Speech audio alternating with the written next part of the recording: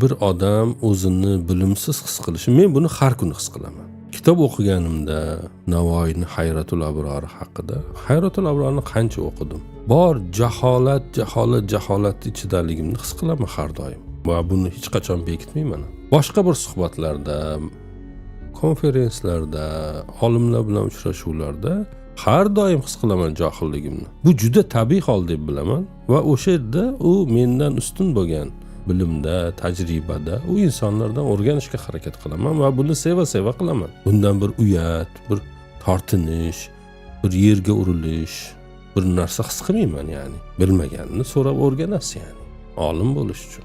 Agar yo'q, men unaqa emasman desangiz, boyaga maqolimga o'xshab orlanib so'ramagan o'ziga zolim emasda qolib ketasiz. Ya'ni zulmni o'zingizga qilgan bo'lasiz. Menda bilimsizlik bor ekan, u odamlarga qiyoslaganda men hech kim emas ekanman. Bu qanchalar yaxshi, buni anglash va buni tan olish, buni qabul qilish va bir narsalar o'rganishga kirishish bu yaxshidir. Ammo ikkinchi bir mendan hech narsa chiqmas ekan, men o'zi bo'lganim shu ekan.